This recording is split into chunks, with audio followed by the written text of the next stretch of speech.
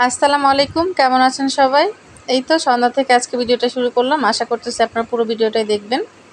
কিছুদিন আগে একটা কথা খুব ভাইরাল হয়েছিল, নারী কিসে আটকায়? আপনাদের কাছে আমারও আজকে প্রশ্ন কিন্তু আপনাদের কাছে রেখে গেলাম, নারী আসলে কিসে আটকায়?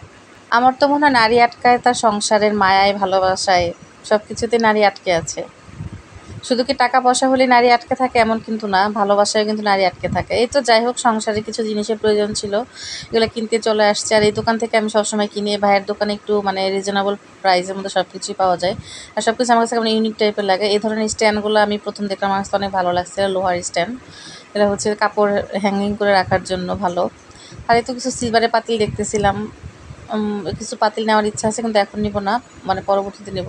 আজকে শুধু কড়াই আর ঢাকনা নেওয়ার জন্য ভাইয়ের দোকানে চলে আসছি। ভাইয়াটা অনেক ভালো, এখান থেকে আমি সবসময় আমার ঘরের জিনিসপত্র কেনাকাটা করি। বাসা থেকে একটু দূরে হয়ে যায়, তারপরও এখান থেকেই নেই।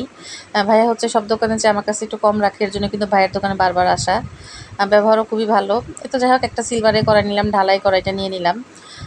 কড়াইটা কেমন হয়েছে সবাই একটু কমেন্ট করে জানাবেন। আর এই ধরনের কড়াই তো আসলে সবার বাসায় থাকে, সবাই ব্যবহার করে কম বেশি। আমার কড়াইগুলো একদম পুরাতন হয়ে গেছে, এর জন্য ভাবলাম নতুন একটা কড়াই নিয়ে যাই। আসলে মানে হাঁড়ি পাতিলগুলো একটু কম কেনা হয়, ভাবলাম যে একটু একটা কড়াই কিনবো। এর আগেও ভাইয়ের দোকানে দেখে আসছিলাম, ওই দিন আসলে সাইজ মতো ঢাকনাটা পড়তেছিল না, এর জন্য কড়াইটা আমি নেই নাই, ভাবলাম যে পরবর্তীতে নিব। আজকেও সেম কাহিনী, ঢাকনা খুঁজতে ভাইয়ের অনেক কষ্ট হয়েছে, তো অনেক হাঁড়ি পাতিলে পড়ে যেতেছে, কারণ মানে সাইজ মতো একদম ঢাকনা মিলতেছিল না। প্রথম দিকে খারাপ লাগতেছে, আজকে কি ঢাকনা ছাড়া করে নিয়ে যাবো কিনা, পরে যাই হোক কিন্তু ঢাকনা পাইছি, ঢাকনা সহ কড়াইটা পরে নিয়ে আসলাম। ঢালাই করে আসলে একটু কমন করাই, সবার ঘরে এরকম ঢালাই করাই থাকে, দেখানোর মতো তেমন কিছুই নেই। এটা কেনার জন্য আজকে একটু ভাইয়ের দোকানে গেছিলাম। যাই হোক, কড়াইটা আমার ভালো লাগছে। হাফ কেজির উপরে আছে কড়াইটা, একটু মজবুতও আছে। সাইজ নাম্বারটা জিজ্ঞেস করা হয়নি, লেখাও নাই, তাই জানি না। স্টিকারটা তুলে ফেললাম, স্টিকার তো কোনো প্রয়োজন নাই। আর আসার সময় কিছু কচুর মুখি নিয়ে আসছিলাম, এগুলো কী বলেন, আমরা তো মুখি বলি, অনেকে কচুর ছড়া বলে, কচু বলে, আমরা কিন্তু এগুলোকে মুখি বলি। 1 কেজি পরিমাণ নিয়ে আসছি। আর বাসায় ডিম শেষ হয়ে গেছিলাম, 1 ডজনের মতো ডিম নিয়ে আসলাম। ডিম তো আসলে কমন খাবার, সব বাসায় কম বেশি ডিম খায় লাগে।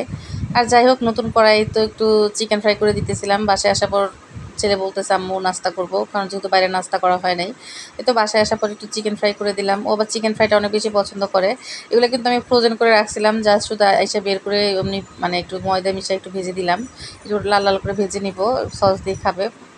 এই তো যাই হোক, নতুন কড়াই উদ্বোধন করলাম, ভালোই লাগতেছে। কড়াইটা মনে হয় ভালোই হয়েছে, কেমন হয়েছে একটু কমেন্ট করে জানাবেন কিন্তু।